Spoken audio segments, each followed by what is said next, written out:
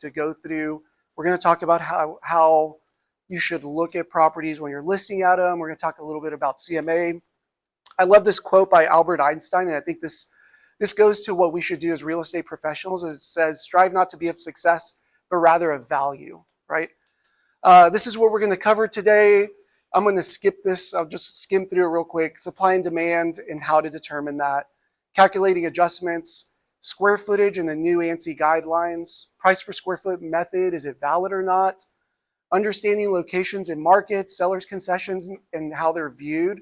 This is really important because I'm seeing some agents trip up right now with sellers' concessions increasing and homes not appraising because appraisers have certain obligations to determine whether sellers' concessions have adjustments or not. We're going to talk about unique properties, reconsideration, the value process. When an appraisal doesn't come in at value, what should you do? And then what to provide the appraiser, okay? First thing, okay.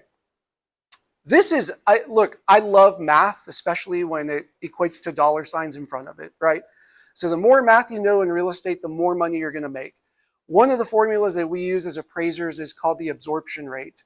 And what the absorption rate is, it tells you what the supply is in that area, in that neighborhood, whatever your search is. HAR is a great tool, but they give you very macro statistics. They'll tell you, Houston's at a 5 or 6 month supply. I think right now, what is it at?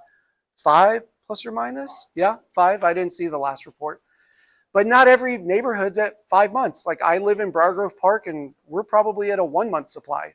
There's limited inventory.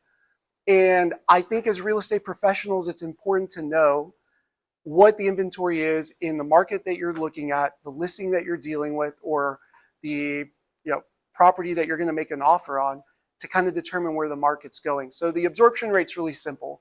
All you're doing is you're going to take all the sales that happen in that market. Let's say, for example, we're dealing with River Oaks, okay? And we're going to look at how many sales happen in River Oaks in the past 12 months.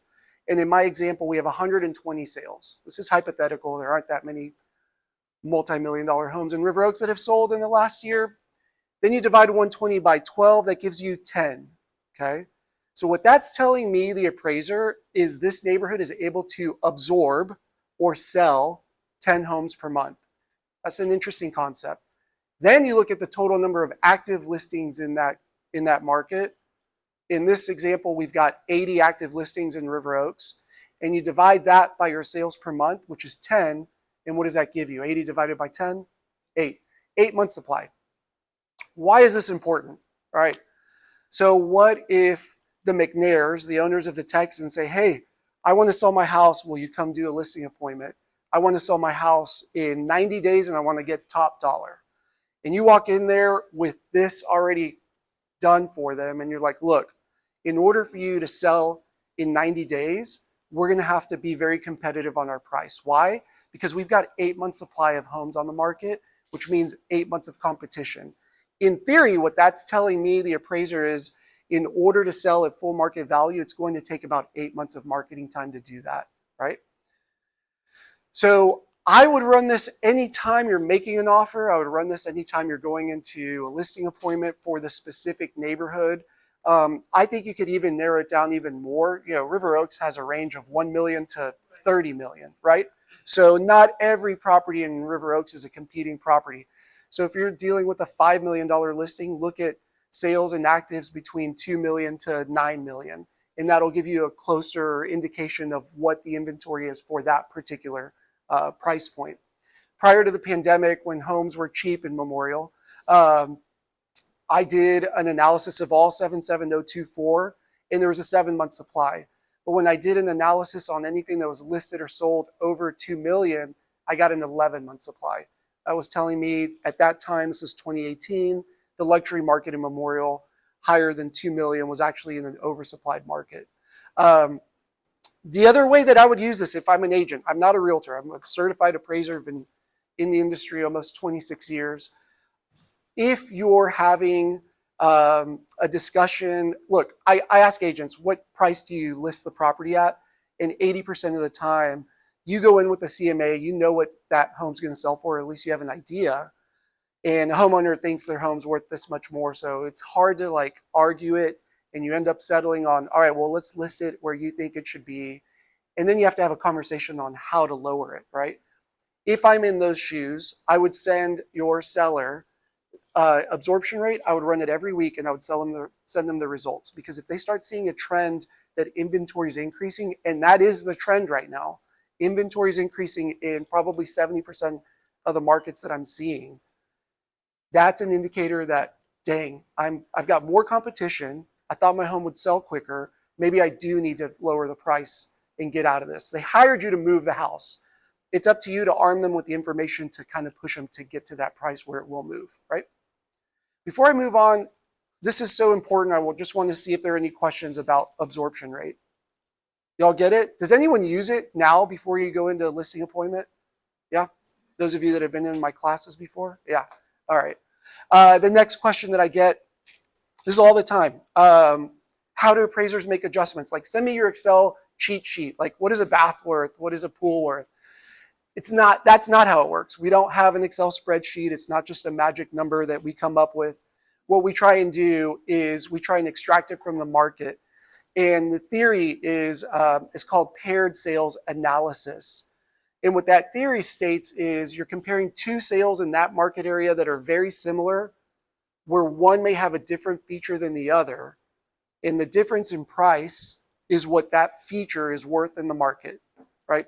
Long definition, I'm a visual person. I'm sure you all are too. This is why we're in marketing and sales, right? Two examples right here. Let's assume this is Oak Forest, and we have two identical homes that sold. One sold with a 2-car garage at 210, and one sold without a garage at 200. Assuming everything's identical, what is a 2-car garage worth in Oak Forest in this example? $10,000. I will ask, and I know some people work with builders here. Hillary, your husband's a builder. I'm actually going to ask you, what do you think a 2-car garage costs to build today? I'm putting you on the spot. Assume just a regular 500 square foot garage. Take a guess. No. What'd you say, Travis? 50K. So I built one a year and a half ago. Hillary, yes, your husband in the areas he builds, that's probably how much it costs. But I built one in Briar Grove Park. It cost me 38 grand last year to build a 2-car garage. But it only added about $15,000 in value in that market area. And why is that?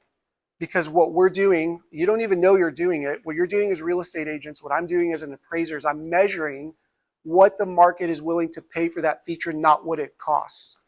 Such an important concept to take away today. And such an important concept to share with your sellers and with your buyers, because they've been misinformed watching HGTV and listening to Joanne Gaines for the last 5 years, right? You put 200 grand into a house, it should be worth 300 grand more. What if those 200 grand are new roof, new AC, updated plumbing, new pool? Like, they spent 200 grand, but they probably only added like 30,000 in value, maybe 40,000, depending on the market. So explaining to them that concept is really important. So this is how appraisers make adjustments for features, condition, locations. This is really important. If you back up to a golf course, most likely it's going to add value. How much? Well, let's do paired sales. House on the golf course, sold in the neighborhood, one identical sold that's not on the golf course. What's the price point difference? This is how we're extracting adjustments. And these adjustments can change over time, right?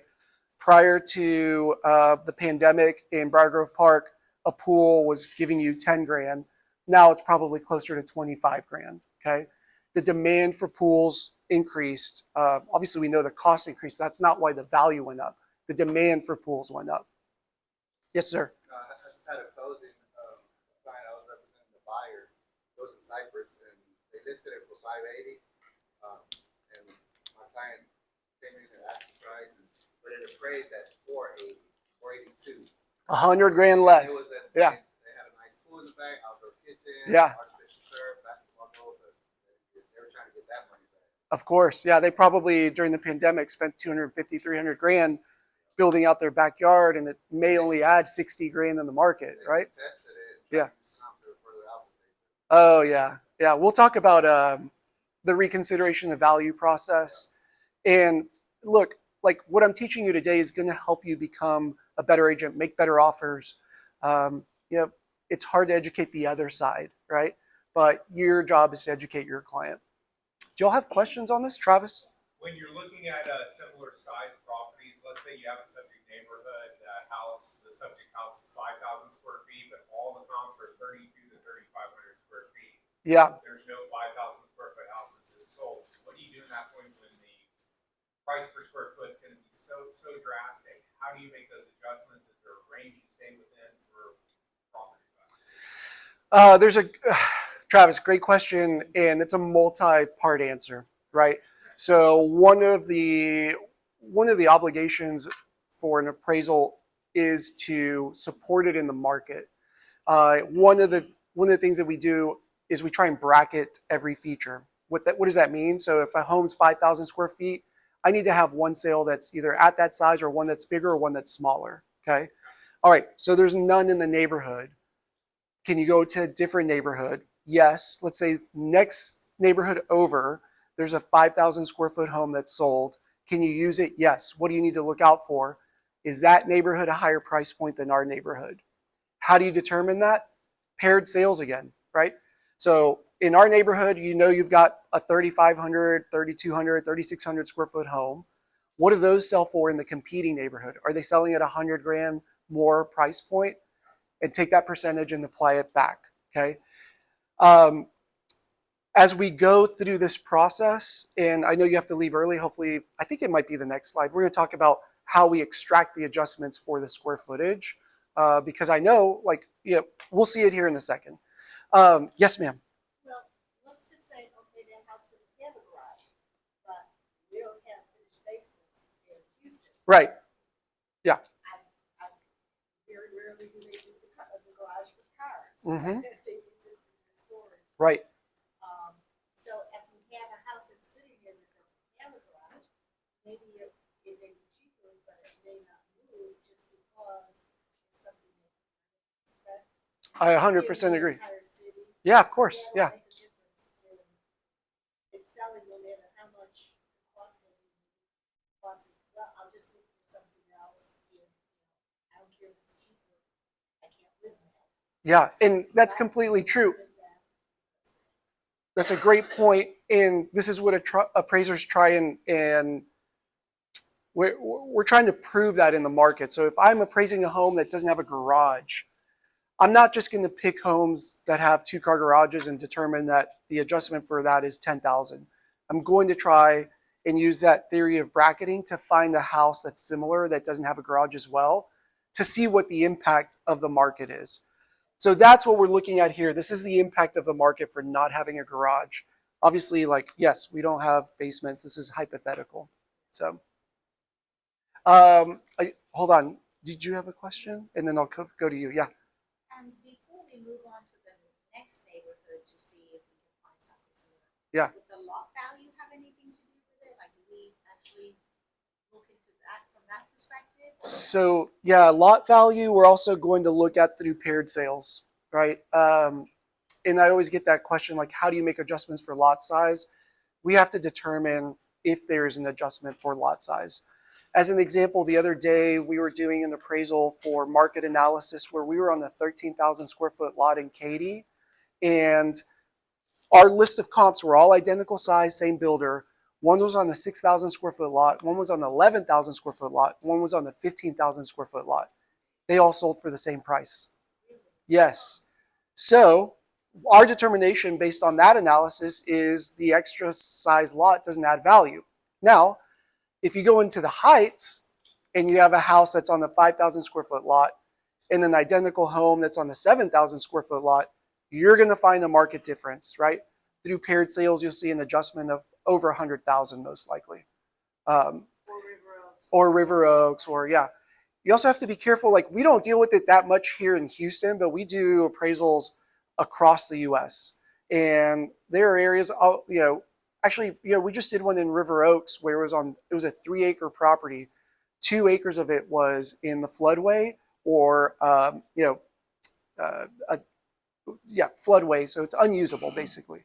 So really only an acre was usable. It was beautiful, but that extra 2 acres that's not usable had a very, very diminished value. And we were able to extract that in the market with other sales that were like that, right? So pay attention to that. We don't have to worry about that too much in Houston. It's like appraising is incredibly fun if you know what you're doing and figuring out. It's a mystery. Every job's a mystery. Even the easy appraisals turn into a complex Rubik's Cube, which I'm sure y'all have found out trying to price properties, right? Do you use endings and actives too, or just solds? Just sold for the appraisal to determine value. However, a lot of lenders do want us to use actives and pendings in the appraisal just to prove that the market's still asking for that. It doesn't actually go into the valuation process. Okay, so No, it's because, like you were saying about it going out a bit. yeah, I have one that I did, and they went to 2 different zip codes nearby. And yeah, I mean, I kind of pushed the envelope on my sales price, and I got it. So on one, I got the experience where it was less than 100,000. yeah, and when you pushed it, yeah. Yeah. Look, going outside of the neighborhood, if you don't have comps, is totally fine. You just have to determine if there's a location adjustment. But the only thing that allows us as appraisers to go outside of our neighborhood or market area is if there are no sales to either bracket features or similar to it. Okay. You had a question in the back. Yeah, you're talking about going outside of the neighborhood for comps. Would you go outside of the neighborhood to an over 55 community? That's a great question. I know the answer. One of the things that we're trying to determine is a comparable, something that the typical buyer that's going to purchase that house would consider, right? So if the typical buyer for your neighborhood is under the age of 55, they're probably not going to consider 55 plus.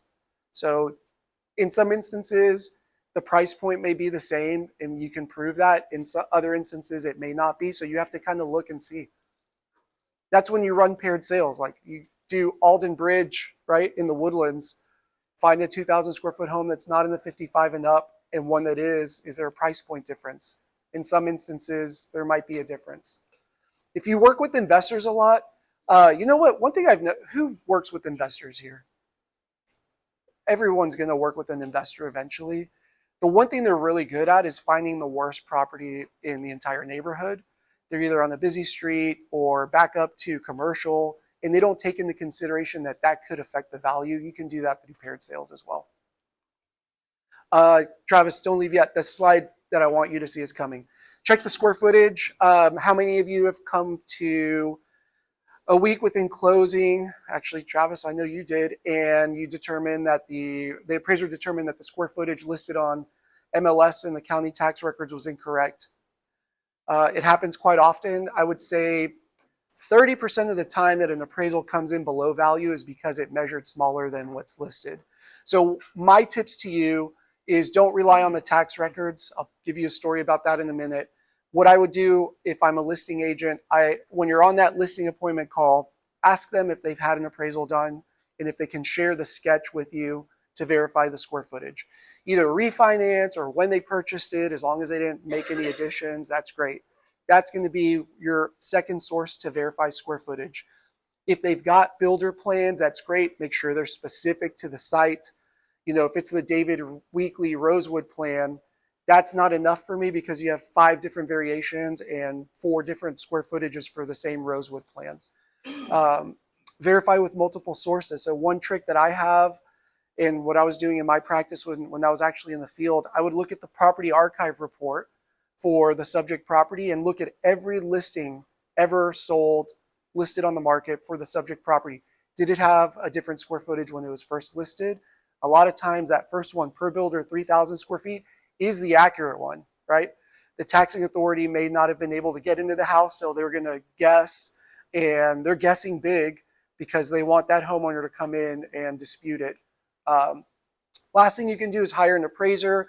One more thing I want to talk to you about on measurements is for conventional financing, as of April of 2021, you have to use the ANSI guidelines, ANSI. And they're pretty strict. You got to look at just kind of the bullet points of what they say.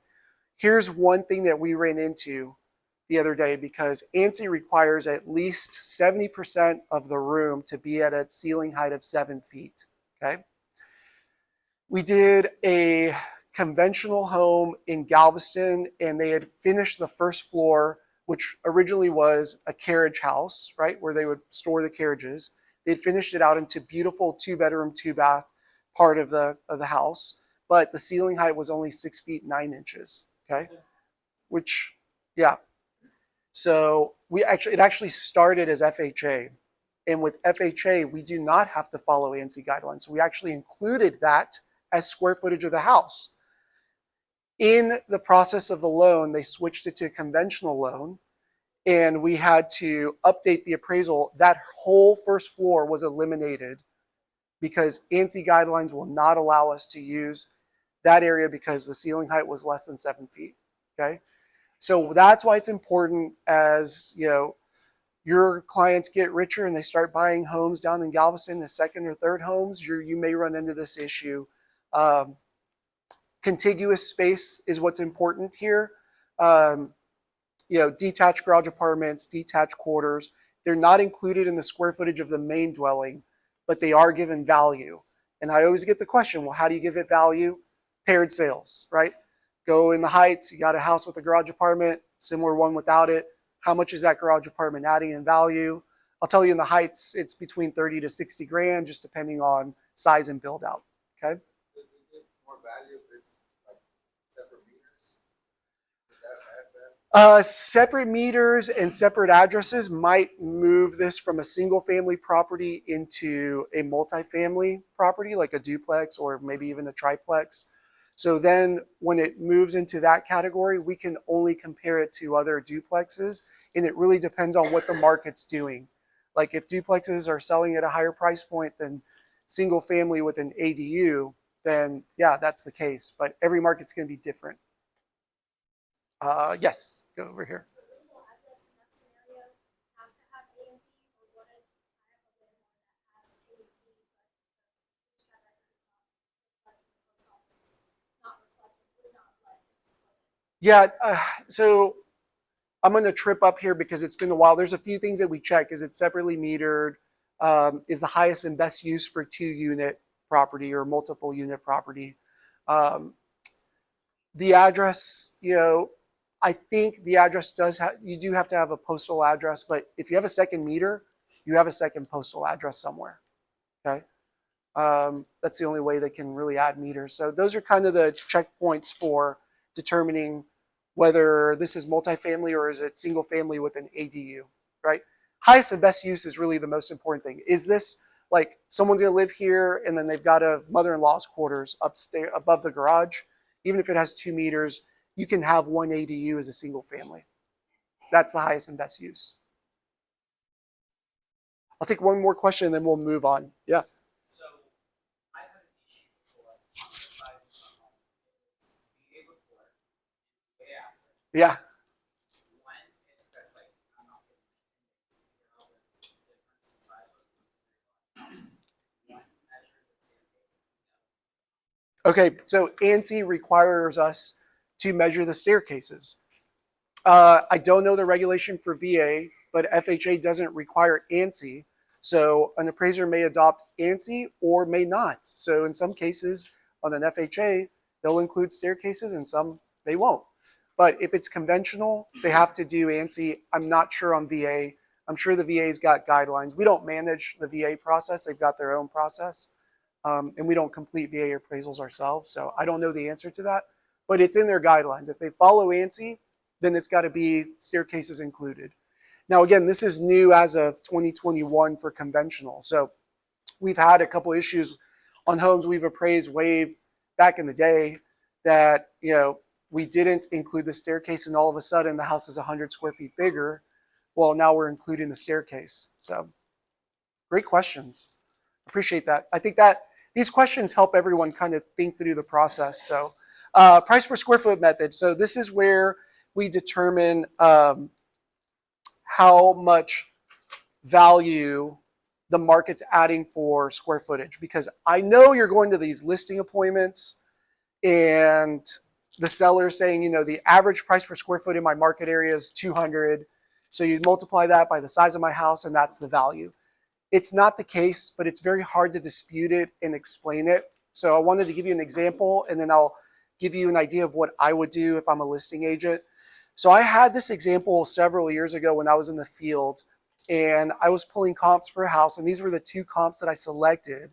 And these were actually the same builder, and they were the same floor plan, but one of them had the living room and bedroom and main bath bumped out. So it was actually a little bit bigger, even though it was the same kind of floor plan. So they were both 3-bedroom, 2.5 bath, or 3-bedroom, 2-bath, like Pulte or Perry Homes, one of the P's. And if you look at it, sale one was an 1,800 square foot home that sold for 200. That was at 111 a foot. Home two, 300 square feet bigger.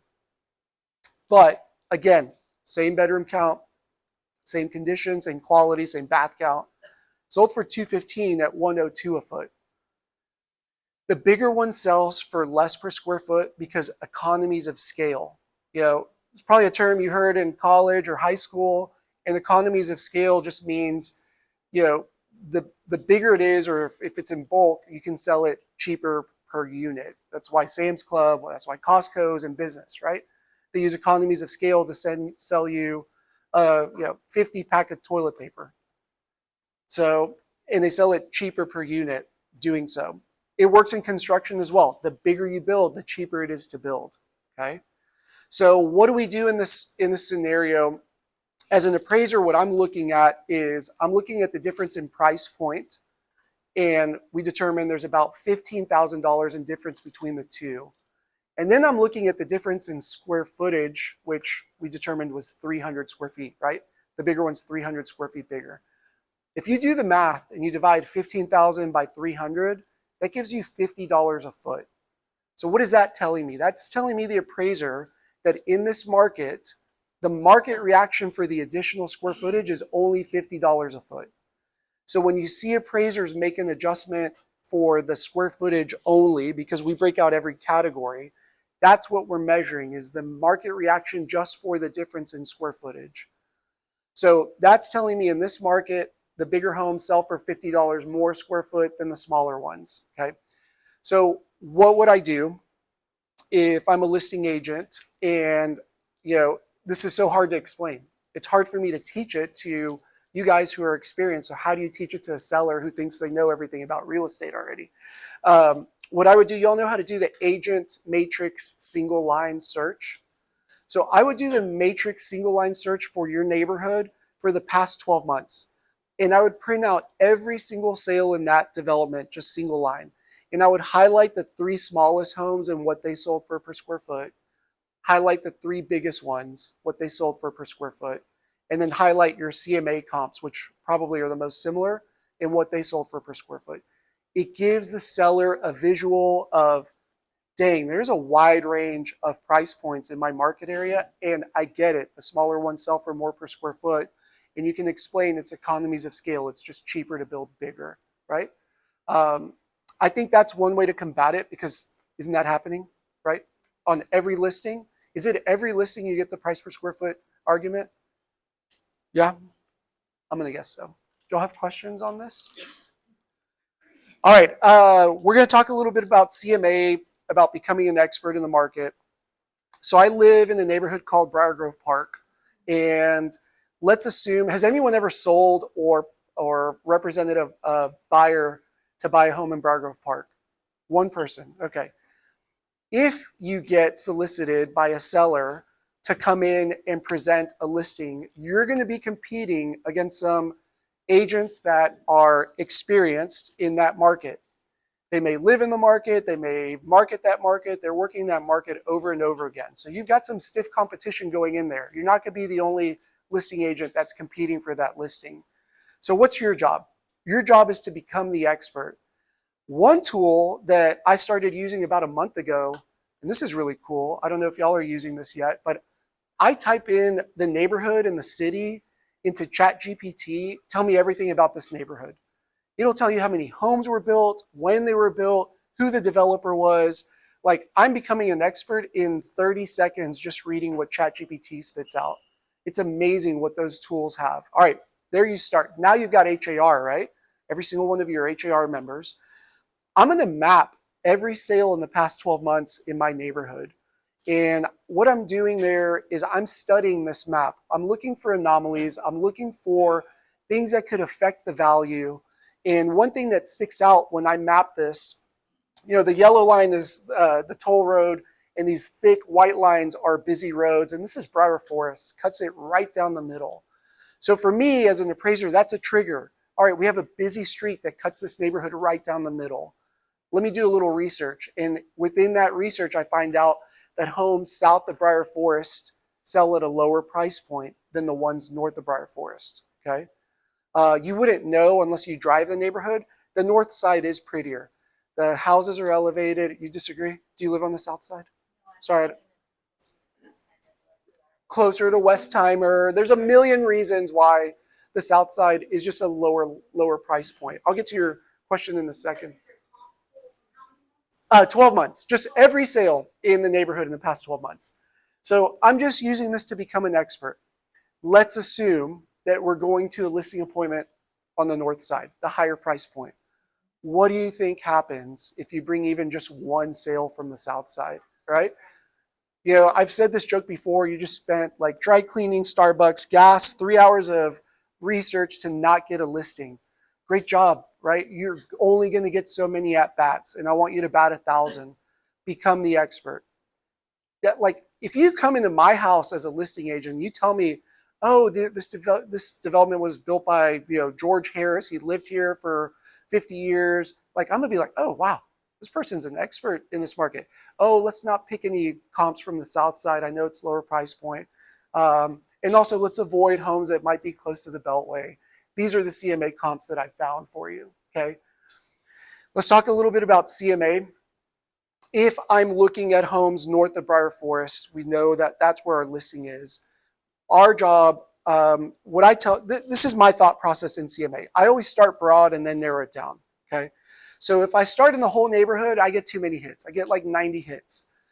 Once we determine that we're on the north side of the neighborhood, and that's the higher price point, why don't we just stay there? So if we look at just past 12 months, every sale on the north side, let's say we get 40 hits.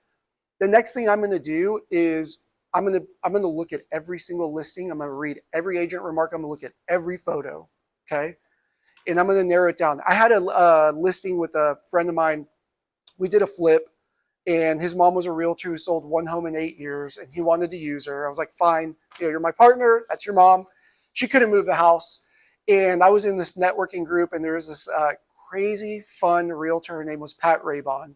And Pat Raybon, I was like, look, I can't guarantee you can get this listing, but we need a little bit of help.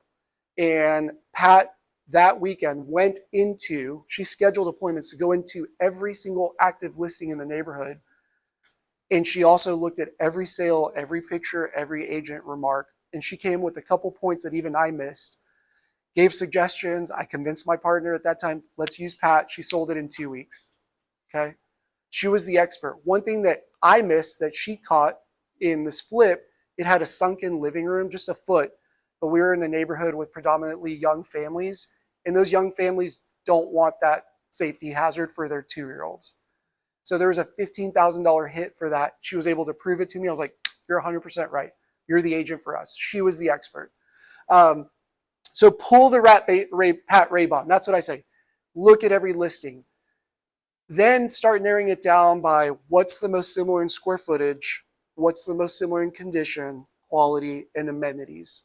Site size might come into play here if land value is high. And here in this neighborhood, a 10,000 square foot lot will sell for 500. So I would say, yes, land value is high, but most of the lots are between 9 and 11,000. So start broad, narrow it down until you get to the 3 or 4 sales that are the most similar, right?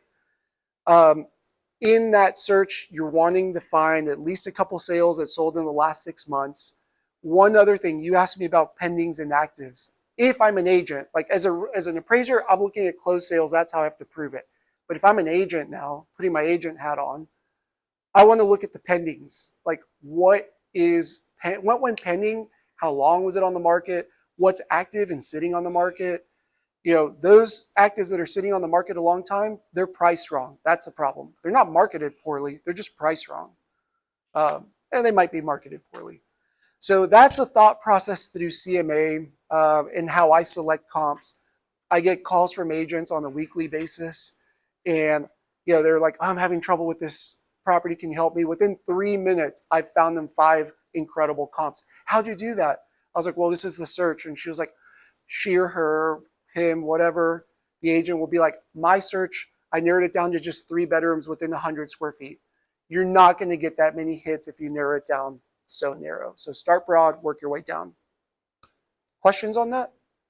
Is that helpful look, y'all have a tough job. Like all I do is appraising, right? That's not true. I manage a big team, but you guys have to put appraisal hat on. You have to put your marketing hat on, psychologist, psychiatrist, all of it. And I think this might be the hardest thing for y'all to do. Yeah. Great. I use 20%. Yeah. Again, but I start broad and then I'll narrow it down. 20% of the GLA range, right? So if I'm 1,000 square feet, I'm looking at 800 to 1,200. But don't narrow it down right off the bat. Look at everything and then narrow it down. Not necessarily. Yeah. Look, pools don't add that much value in the grand scheme of things. Like $1 million home in Briar Grove Park that has a pool, the pool adjustment's only 20 or 25,000. So don't eliminate it. Yeah. How do you go? There are not that many sales even in 12 months. This is a question I get all the time. Yeah, and it's like one of the newer properties where everything else is so much older. Yeah. It's really not really much common. Okay, so she's talking about what if there are no comps in the past 12 months. We're going to talk about, we're going to get into it. We're going to talk about quickly about unique properties. How are we doing on time? Are we here until 1? Is that right? Y'all okay doing that? Okay. I don't think we'll go that long. It's only 12:08. I'll answer your question in the next few slides. So what's a unique property? A property that is not like the majority of the homes in a given area, right? Property with unique features, not common for the area, right? They may look different, architecturally different. These are types of unique properties that we run into. Unique design or architecturally unique. Years ago, the weirdest home I ever appraised was in Tomball on acreage, and it was a geodesic dome, right? It's just a dome. It was very hard to measure. I remember that. That's unique. That's unique architecture style. Log cabin in Briar Grove, would that be unique for Briar Grove, right? Log cabins aren't unique per se if you go to Huntsville or north of Huntsville. Unique locations, right? So unique locations can be anything from that property in River Oaks that has, it's on the bayou and part of it's in the floodway. Are you close to a park, right? That could be a unique location, something that's a little bit different. How does that have an effect? Non-conforming interior features, gosh, I've run into homes that have a full-on, not just a wet bar, they have a freaking bar, right? They're there to party. That's a unique feature. Homes with 2 kitchens, that's becoming more common, right? Does that have an effect on value? How much? We're going to talk about that. Extensive land or unique outdoor spaces. People went nuts during COVID with their outdoor spaces. How much value is that adding? Is it really adding any value? We had a situation where in Bel Air, on Bel Air Boulevard, I appraised a house that had 2 pools, right? There was the party pool and then there was the relaxing pool. Does that add value? Usable and unusable land, we've talked about that. Environmental or sustainability features, that's solar panels, right? Generators, how much value do those add? What do we need to look for? I'll stop real quick. Let's talk about solar panels because it's going to be on the top of your mind if I keep going and don't answer it. How do you give it value? First, you got to determine, are they owned or leased? You can only determine value in an appraisal if it's owned, okay? So that's your first question. The next question you have is, can you prove in the market that homes with solar panels sell for more than homes without solar panels? You're doing paired sales. In Briar Grove Park, we have, I don't know, 1,300 homes per ChatGPT. 2 homes have solar panels. Is that an amenity that's really needed or wanted in the market? No, right? Value is determined by needs and wants. I can't prove in Briar Grove Park that homes that have solar panels sell for more. So the value of solar panels is 0. I will tell you 9 times out of 10 in the Houston market area around now, you're not getting value. The 10 to 20% of times that you are getting value, I've seen the range be from anywhere 5 to 15 to 20 grand. I actually had a quote on my house for solar panels. I don't have a ginormous house. It's 3,000 square feet. And it was like $47,000. I calculated it would take 27 years for me to pay that off. I don't want to be in Briar Grove Park for 27 years. I'm there because I have kids. I want to move back to high rise and let everyone else take care of stuff. So it makes sense in markets where energy is more expensive. Like I said, we do stuff everywhere. You go to California, it's like 30 or 40 cents a kilowatt hour. The investment to the time to recoup that investment is much shorter. It could be 7 years. So there, it makes business sense. Okay, I've had multiple agents try and convince me that solar panels add value because they have energy when power goes out in Houston. I was like, yeah, if you have a battery backup, but like most of us just, if you can afford it, you're just gonna take a vacation. Yeah, you're driving away. You're not gonna sit in a 100-degree house. Yes. Even in a unique area like West University, and they just sold it, you're familiar with dark. I appraised that house. Yes. Yeah. Would you want to take the listing because it's so unique? It's got good land value, but I don't know if you. There's a buyer for everything. I'll tell you, there is a buyer for everything if the price is right. Okay. It was on the market. It was, yeah. It was a really interesting house. It has a lot of, architectural history. They found the right buyer. Yeah. It's traded twice in the past 5 years. So there have been at least 2 buyers that have bought that house. How they expect they would sell it for something. I thought they were. That I don't know. Yeah. Oh, yeah? Okay. There you go. There was a celebrity that bought it the first time. So can't say who it is. I don't know. I think it's kind of cool. Yeah. Yeah. Anyway, but yeah, that is unique. And my challenge when I was appraising that is, can I prove that a unique property on a busy street has value? And I could, right? There are other unique architectural style homes in West U, a lot of them that are on busy streets. And there's a buyer for everything. But that goes into, these are all great questions. I'm gonna keep going. That goes into what's the appraiser's responsibility. And first thing we need to ask ourselves is, does it conform to the neighborhood? So let's take the Darth Vader house, for example. It's a modern house. Are there other modern homes in West U? I would say yes. Some a little bit different than others. That one is just a little bit more dated modern home, but I was able to prove there are other homes that are modern. There's a buyer for this. It will conform to the market, right? If that was a log cabin in West U, there's no way that I could prove that would conform.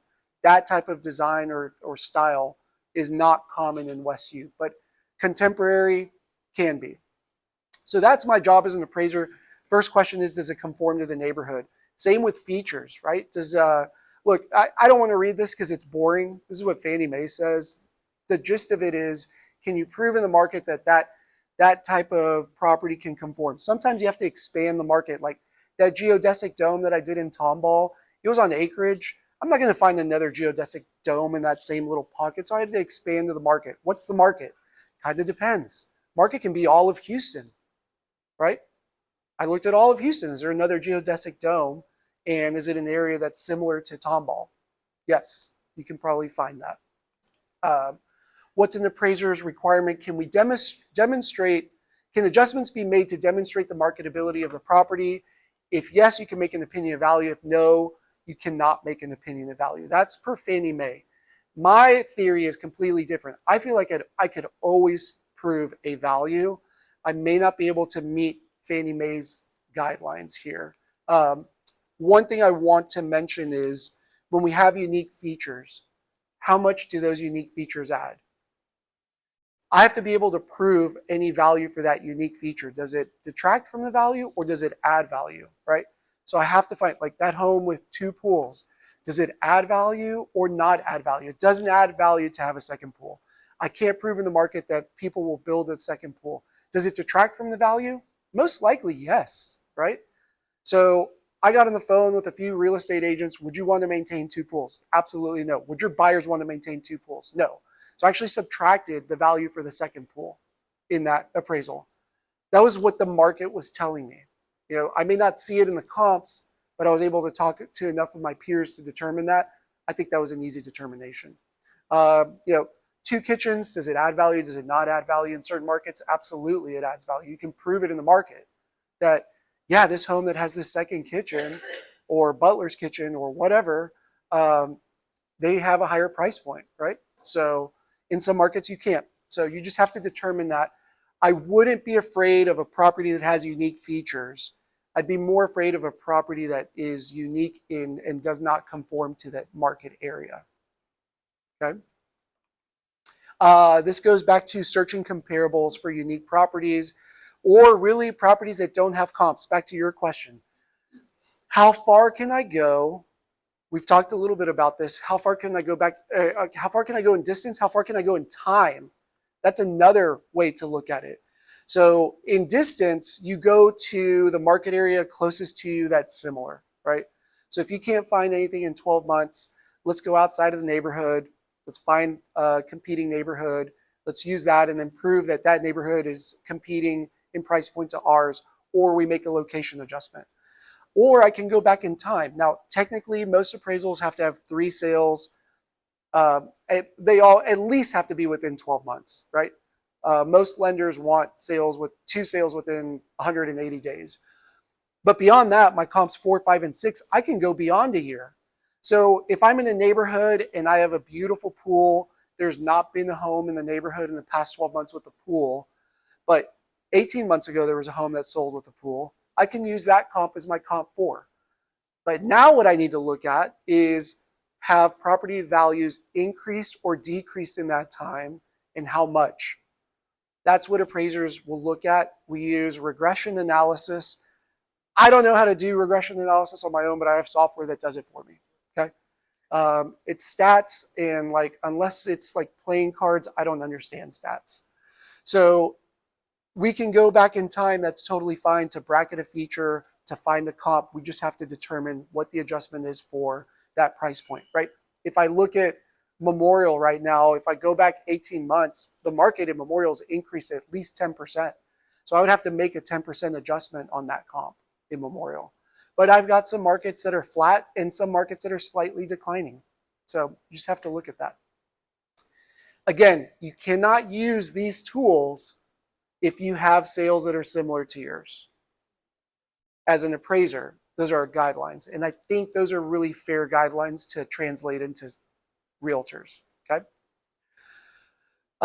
Seller's concessions. I'm going to skip this real quick. I do want to actually read this. So this is what Fannie Mae tells us about seller's concessions. I'm going to read it, and then I'll try and explain it in layman's terms. The amount, so we have to make adjustments for seller's concessions if the market deems it. And that amount of the negative dollar adjustment for each comparable sale with sales or financing concessions should be equal to any increase in the purchase price of the comparable that the appraiser determines is attributable to the concessions. I don't know what that means, right? Can anyone explain this to me? Eddie, throw that in the chat GPT and hey, explain this to me if I'm a 3rd grader. You don't really have to do that, but maybe we should do that. Yeah. My interpretation is, this is what they're telling us. Adjustments should reflect what the comparable actually sold for with the sales or financing concessions and what it would have sold for without the seller's concessions. So Fannie and Freddie, what they're telling us, and FHA and VA and USDA, they're telling us if seller's concessions are actually pushing the price and you can't prove in the market that that home would sell for that amount without seller's concessions, then you've got to subtract the seller's concessions. right? Let's say we have a pack of 6 identical townhomes, right? Here's an example. And let's say the subject property is selling for $400,000, and these are the 2 comps we've got. We've got a home that sold for $400K without seller's concessions, and one that sold for $400K with $10,000 in seller's concessions. For the subject property that's selling for $400,000, I can still prove that in the market that home would sell for $400,000 without seller's concessions. Let's switch it up. What if a home is selling for $410,000? So my subject property is selling for $410,000, and these are my comps. I've got one home. These are the only 2 comps that I can use. One home that sold for $400,000 with no concessions, and one that sold for $410,000 with $10K in seller's concessions. What's the subject worth? $400,000, because that's what that home would sell for without seller's concessions. I'm seeing agents get tripped up on this when they're making offers. They see this home that sold for $410,000. Oh, there's a comp for $410,000. That's what the value is. Yes, that sold for $410,000, but as an appraiser, I've got to subtract that $10,000 if there's not another home that sold for $410,000 without seller's concessions. Yeah, So well, yeah. that's what concessions are on all of the comps, like you see that as a appraiser. Yeah, That's we see obviously- it's on HAR. It'll list the seller's concessions for that property, and they're increasing right now. You guys have seen it. You guys have used it, right? I've always told my clients, and it works all the time, really good for them, is like, don't negotiate the price, negotiate the seller concessions, because 10K off the price is like $4 off your payment. Right. But 10K cash is like almost all your closing costs, right? But obviously for that transaction it's good, but it's on the future for like your own properties in the neighborhood, it could actually not really matter. Well, it still has to appraise, right? If you tell your like, hey, let's negotiate 15,000 in concessions, it's listed at 270. Now the contract price is 295, but it only appraises for 270, right? That's what you have to look at. So that's what you should look for, the sales. That it's good advice, but right now we're getting tripped up because the concessions are so Are big. you saying more and more concessions nowadays? Oh yeah, Okay, so before absolutely. it wasn't that much, but now it's like, yeah. And Fannie, Freddie are really like, because the rates are higher, so they want to use it for buy downs and you want to buy Exactly. downs. Yeah. As a lender, don't you have a kind of limit? Yeah, we do. Of what is the Three, limit? 6 depends on the down payment or the program. So conventional is usually 3%. If you put more down payment, you put 6, and FHA 6%. So yeah, you do have a limit of how much you do. So I always tell my clients, get the money right up front. You use it for closing costs. You use it for finance, the down payment. If you want to buy down lower right now, so there's so many perks you can do with different concessions. And again, it's still overall better for them to do it, but It makes is. sense that there is some kind of negative aspect to it. I think now when you give that advice, consult with their agent and let them know, hey, can you find comps that will prove that, that amount? Like you said, yeah, I can get 10, 15K concessions because they're praised. Yeah. I can just go deal it. Unless the seller wants to just like give it all away, right? But Yeah, look, you can probably negotiate 30,000 in concessions if you have one comp that sold without concessions that would prove the value. So you just have the agents need to determine that. data is on HAR. So let's say like at the very end, day before closing, is when you get the negotiation. So it's not even like on the contract. It still pops up like on HAR. Yeah, it's supposed to populate in there. You get a, do you see the contract? Yes, we see the contract. Yeah. This is a contract. You have to put the Mhm. contract on the appraisal. Yep. Great You question. won't do it without a contract. Not sure, I'm embarrassed to admit this, but I'm not sure if we're putting concessions in there or compensation, which would really skew things. Yes, and I don't think they're supposed to do that. Concession is, We can see with the concession, but I don't know if it's. but we don't. So I don't know if agents are putting 15,000 in concessions in HAR, and that's because the seller's paying the other agent directly. I don't think that's what the seller's concessions tab is meant for. They do. Yeah, I know they do it. Yeah, it does. It could skew it. So we're dealing with imperfect data because of all these new crazy regulations.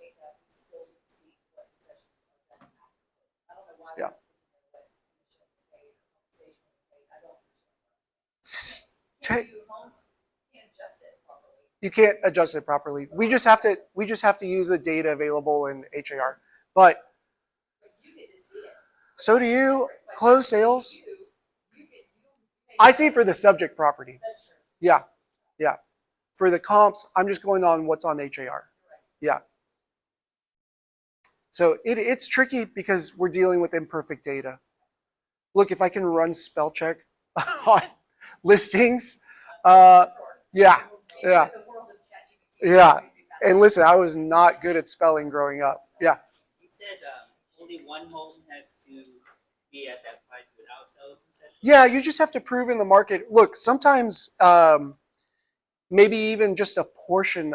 Like I don't need to subtract the whole 10,000 if I've got, for example, this comp sold for 405. Let's assume, then I would only subtract 5,000 of the concessions, right? So, what I'm looking for, yes, and let's say that this one sold for 405 with 5,000 in concessions. So I'd have to subtract 5K from this one and 10K from this one, right? So yes, technically you should probably have at least one sale that doesn't have seller's concessions, but you're going to run into situations where all the sales have seller's concessions. So But aren't they looking at more than one property? yes, with the appraisal? absolutely. And we're making adjustments for seller's concessions. Yeah, they should be if there's a market reaction, right? But if this sold for 410 and this sold for 410 with 10 in concessions, then I can still prove 410 if my subject's selling for 410. So I don't necessarily have to subtract 10,000 for concessions if the sale without concessions sold for 410. Very hard to explain. It's a new slide. I'm trying to refine it to make it easy to understand, but this is what I'm seeing in the market that agents are tripping up on right now. Yes, sir. Due to the recent change in the commission situation, I was expecting that since it's not according to the system, they are not offering buyers agents commission. It should be reduced by price 3% because they were selling, the seller was paying it. That's not really true. It was embedded in the system in such a way Yes. both the commission is covered. And I have noticed nobody reduced the price by 3% because of that adjustment. Instead, almost everybody is against that law. And what they are doing in the advertisement, they are saying that we'll pay the buyer's agent's commission. Yeah, I think that's what ended up happening. Look, the agents' commissions have always been negotiable, right? So technically for us as appraisers, nothing changed. And what's the percentage of people paying for, the full 3% for buyer's agents? I think it's probably about the same as it was before we all got nervous about it. So I think it's a moot point at this point. Had there been a big difference, like no one paying that 3%, we would have seen that reflected in the market, and the market probably would have dipped a little bit, but we didn't see that. So I got 2 more slides. The appraisal didn't make value. What can you do? So great question came over here. Like we've had great questions all day, but do appraisers get a copy of the contract? We absolutely do. And I'm not going to sit here and say we're going to hit it every time, but at least we know what the target is. Once we have that contract, we know that there's a willing buyer and a willing seller. The next question is, do I have comparable sales that will prove it? Can I find the most similar sales to the subject property, and will they prove the value?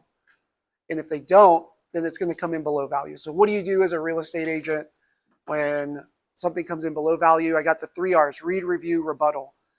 Get your hands on the report and read it, okay? What are you looking for when you're reading it? You're looking for mistakes that could materially affect the value. Years ago, I did an appraisal review. Appraisal came in 10,000 below the contract price. What I noticed was there was a pool in the survey, there was a pool in the pictures, there was no adjustment for pool. The appraiser didn't even mention that the house had a pool. That's a correction that the appraiser can make that could materially affect value, and sure enough, we rebutted it with that, and the value came up 10,000. The rebuttal process, let's keep talking about review. The sales utilized. Can you find sales that are more similar to the subject property. And if you can, add a couple bullet points on why you think they're more similar, right? What if an appraiser goes out to Briar Grove Park and you're on the north side and that appraiser uses all comps on the south side, right? Like, yeah, they're similar in square footage, but they're not similar in market area. So provide 3 sales that are similar market area, that are similar square footage, and make a note, south side of Briar Forest sells at a lower price point than north side, right? Appraisers, we're data hounds, and the only way to speak to us is with facts. And an appraiser may not know that. Like, I know my neighborhood because I live in it. You throw me out into a neighborhood in Huntsville, I could probably figure it out, but other appraisers might be better for that than myself in knowing that, or, you know, we can figure it out. Does a appraiser get like dinged on their, if it comes back, somebody does a evaluation for that? They don't get dinged. Like, You know, it's like 3 of them that they tested and came back and adjusted it. Do they get? you can't get dinged because the appraiser may be right, right? So you just have to, as an agent, provide the best data available, and the appraiser will determine if that data is better than the data they have, and update or not update, right? The better information you can give them up front, so we don't have to go through the rebuttal process, might, in most instances, be helpful.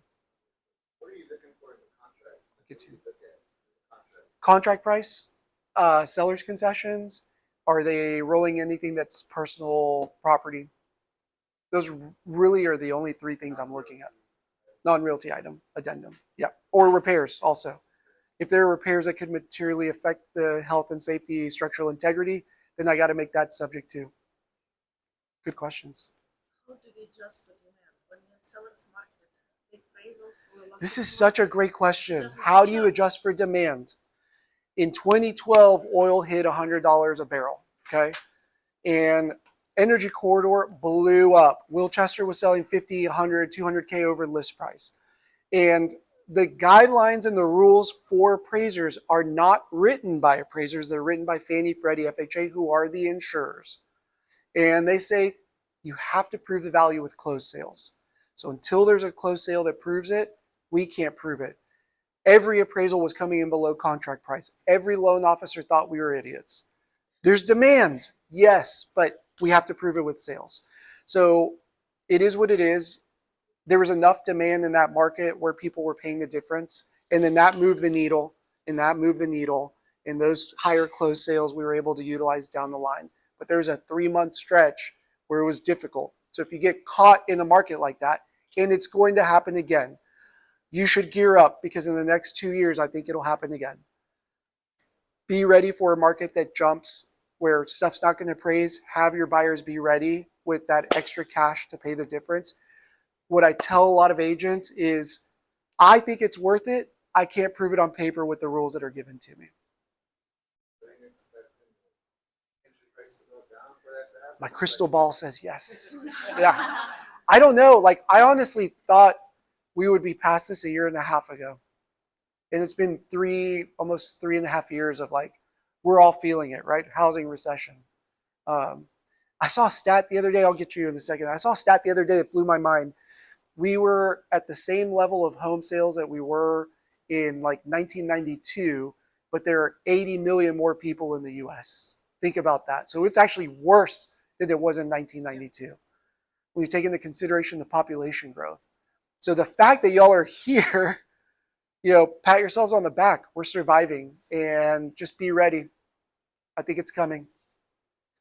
You guys package information. Are you required to use it in the report, or can you use some of it, or is it just review it? Great question. Hold on for 1 second, and I'll answer it. I want to finish this, and then I'll get to you in 1 second too. So once you have your information, send the information to, actually now for conventional loans, you only get 1 shot at a rebuttal, and it has to be borrower initiated. Borrowers don't know what to provide. So you're doing the work for them. They're signing off on it, but you only get 1 chance. So make sure your information's thorough, bullet pointed, Don't talk about your feelings or the buyer's feelings and the seller's feelings. We don't want to hurt anyone's feelings, right? Like appraisers want to make the value. Submit. What's that? Don't insult the appraiser. Yeah, absolutely. Don't insult the appraiser. Like, yeah, yeah. There's no comment. Provide that FHA, the underwriter has to approve it, and FHA went back to their old guidelines. Underwriter can approve as many as they want. Thank you. Let me answer your question, and then I'll go to the next slide. Yeah. When we talk about how you consider the non-realty, I work in the secondary home market. Yeah. And a lot of times, 99% of the time, the homes are also conveyed with the furnished. Right. Obviously, furnishings range. We don't normally put every single item on a non-realty because it reports and classes. So Yeah. it's just known that homes that say they're conveyed. So how do you handle that if you don't have a non-realty? Do you just assume that all of the homes are conveyed furnished or not? Well, how do I answer this? We can't give value to non-realty items. Fannie Mae, Freddie Mac won't insure them. So let's assume Galveston. These homes are selling for $550,000 furnished. My job is to determine would it sell for $550,000 unfurnished. That's the value I'm looking for. And you're right, sometimes it's not in the addendum, and that's usually why the appraisal comes in low, because it was inflated to account for these non-realty items. So the short answer is we're not giving it value. It most likely will be reflected in the market and in our appraisal. Does that answer your question? We look at it. Yeah. We look at it to make sure. No consideration. No consideration. I want to know if stuff's actually being conveyed. That's my trigger. I need to make sure that I can find comps that don't convey this stuff. Yeah. It should be separate. Like your loan officer will say, keep that non-realty item separate. So, yeah. Don't give it to the lender. Yeah. I'm not going to say that. You can edit that. Yeah. But is there an argument for a $1 million home that's totally furnished with restoration hardware and $1 million home that just has just 20 years old and it's just like, how do you determine that both of those? Furniture? You talking about furniture? We don't give value to furniture at all. But somebody that's selling a house fully furnished just doesn't give value to that house. And they're paying for the furniture. If they'll end up paying for it separately. If they're getting financing, it will only appraise for what that home would appraise for without the furniture. So you have to set Yeah. bill of sale anyways. What's that? You have to present a bill of sale anyway. You have to present to the lender. Exactly. Yeah. Separate them. You should separate them. Look, if it's a cash buyer, it doesn't matter. If you're getting financing, it matters. Yes.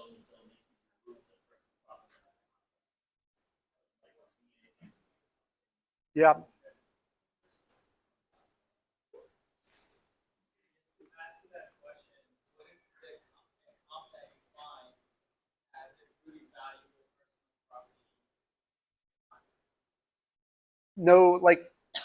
No value. Like, if they're conveying a $25,000 restoration hardware couch and $50,000 TV, and it's inflating the price for the market, then I'm not giving it any value. Like, if I have a home next door that's identical, it doesn't have the non-realty items and it's sold, that's my comp.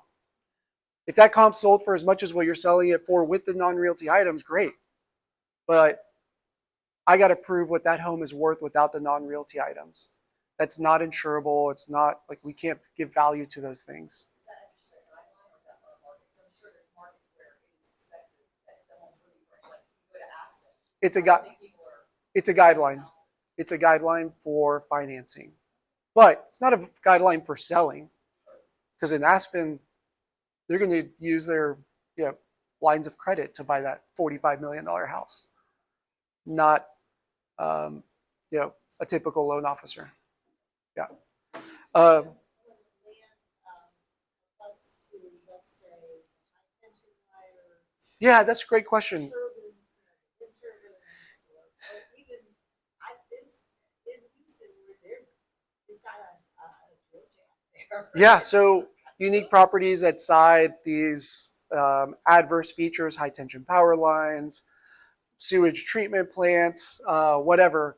It's paired sales. We find one home that sold that backs up to that similar feature and one that didn't. What's the price point difference? So, yeah, anytime we're trying, yep, yeah. So if I have a house and it backs up to a sewage treatment plant, I got to determine how much that's going to affect the value. So, And do you go out there sometimes to see if it's like, towards the south side of Southdale. Yeah, yeah, yeah. And sometimes when the wind's blowing, it stinks more than the other. So you could be in Southdale, but if you're closer to the steel plant. Yeah. Or to the oil plants, or even this, 610, it all varies there. Completely, and we can see it in the market. It's reflected in the market, especially in that south part of Southdale and Bel Air. The ones that are closer to that sewage treatment plant, those homes, like those first 6-7 streets, sell at a lower price point than north of those. So there's a reason for it. A good appraiser will know. Yeah. I got one more slide, but I'll take this question and then I'll go through that slide and we'll open it up. Yep. I have 3 clients that all friends and all did the same thing. Uh-huh. They have not just the solar panels, but the Tesla power banks. Yeah. Full power banks all the way down one side of these ultra modern blue architecture homes. Uh-huh. Have like 9 rows of battery banks. So in that case, where do I even start? When you get 3 friends drinking margaritas at El Patio, stupid things happen. You have to prove in the market that homes that have that feature will sell for more. I've seen developers come here from California and they outfit this with like the solar tiles, Tesla solar tiles, the battery packs, and they expect to get $100,000 more, and the market doesn't accept it, and the market won't prove that. So that's the challenge. Can you find another sale with solar panels, with battery backup? And did that home sell for more or not? Is it in high demand? Maybe if you're one of those 3 people that's drinking at El Patio. That's why you should only have one margarita there. Yeah, yeah. So talking about comparables and what to provide the appraiser. So we hired a new appraiser. Comparable. Is that a comparable appraiser to me? Maybe. I don't know. We can make that determination later. But what to provide the appraiser, CMA. And what should you provide in your CMA? Sales that are the most similar to the subject property that have sold. With this caveat, I will add this. So my responsibility is use the sales that are the most similar. What if the house next door is identical and it's sold as a distressed property? Bad divorce, maybe something bad happened in that house, it's got certain stigma. If you can prove to the appraiser that that was a distressed sale, even though it's an identical sale, they can exclude that from the appraisal report. That is also your responsibility as an agent, right? To let the appraiser know that. Because I've never, ever read an agent remark that said, ooh, gross house, something bad happened here, right? You don't know that unless you're in that market, right? No agent remark has ever said bad divorce selling below fair market value. So give the appraiser, yeah. Okay. One, I feel you are missing for assessment. If there is a house which does not have any comparison, or because let's say there could be 2 situations. Let's say it's in a jungle, there's no other houses around, and it's just one. That's one situation. Yep. Second situation is the house is built in a place, excellent house, beautiful house. Yep. But all other houses are trash. Right. Very low category. some people make that kind of mistake, but I have seen that situation. A lot of people make that And, mistake. Yeah. And in those cases, I personally feel only way to the first one you can probably appraise if you find out the replacement cost minus the depreciation. That may be one way. And the second situation, you can do the same thing, but the desirability will be so less because it's surrounded by other unimpressive houses. Right. And you have to do the same thing and then deduct some percentage for that Yep. desirability. Is that the way to do it? So Fannie Mae says those two examples that you gave me don't conform to the neighborhood and there are no comps. Fannie Mae says they will not insure it. Do not do an appraisal, right? So then you got to determine who's your market for that property.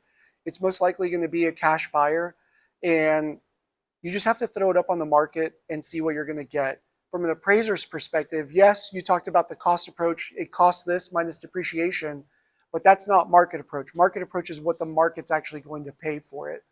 My job as an appraiser is I got to be able to prove that in the market that this property would sell.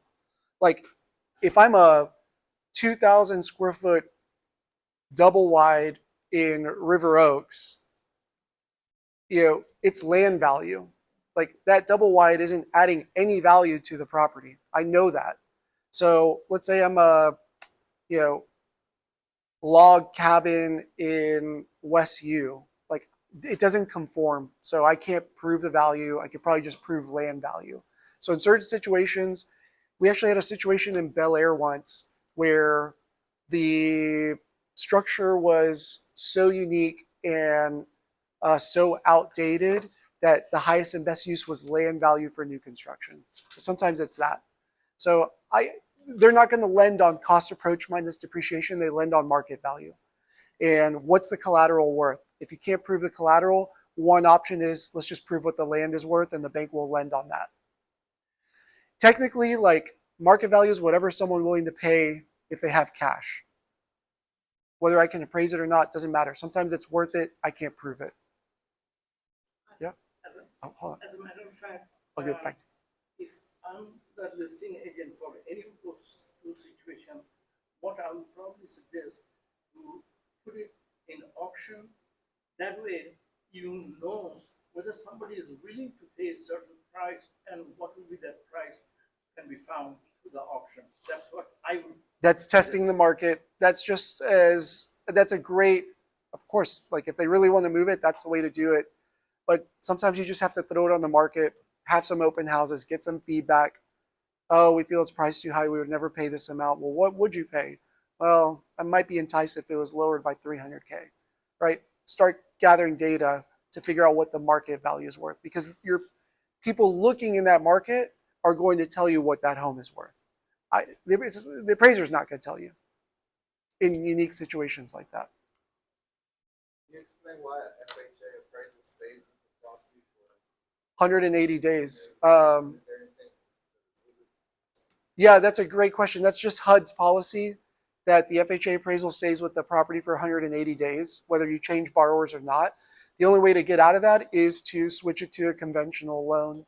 So only if someone else is going to get FHA financing will that appraisal transfer, right? So if the new buyer comes in and they're like, no, we're getting conventional financing, then you can do a whole new appraisal.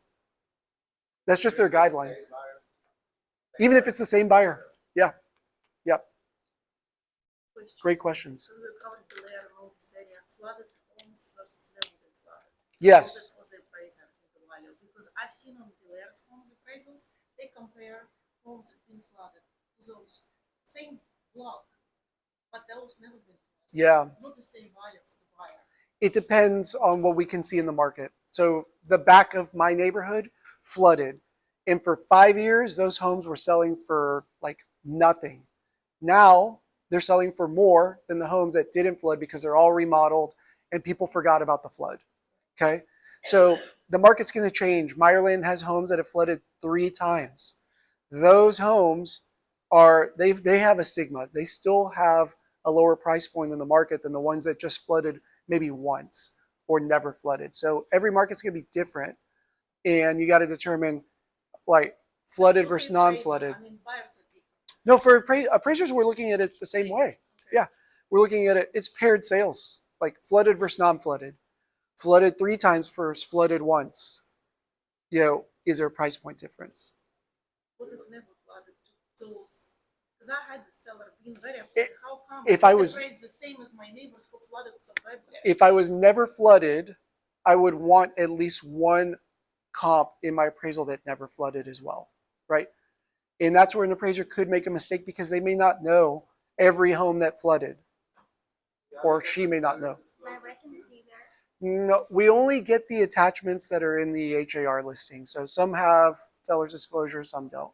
But then this is going to affect also the capability of the buyer because lenders, when they compare insurance as well, Yeah. insurance is going to be up if the property has started, and then that reduces the capability for a buyer to. And that could affect the value. Yeah. And that's reflected in the closed sales prices a lot of times. And you'll see now we're seeing homes that are in the flood zone, like flood insurance is getting expensive.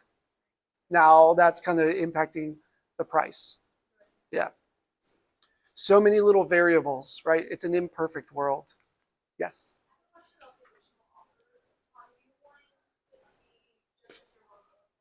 Let's talk. Why don't I finish this slide and then we'll leave it for a million questions until 1 o'clock, all right? Next thing, upgrade list. When were the updates done and what was done? Get that list to the appraiser, get it in your packet.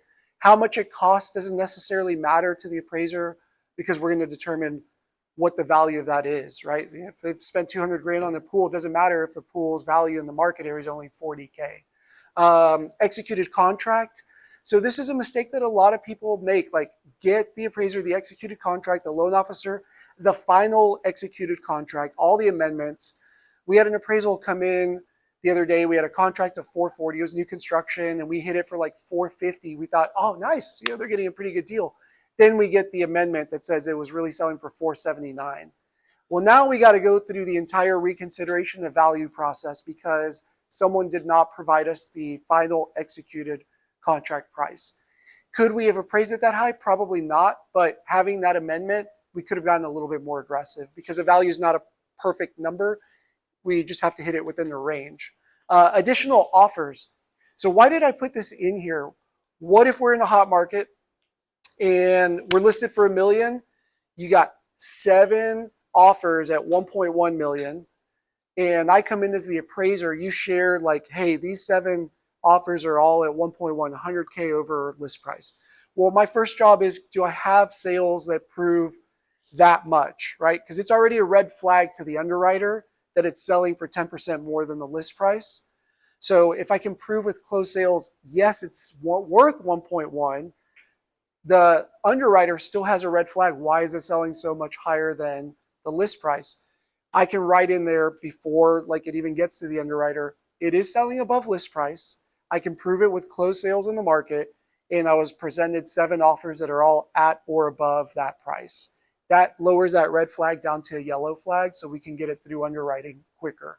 It doesn't necessarily mean that that value is going to, or the appraiser is going to hit that value.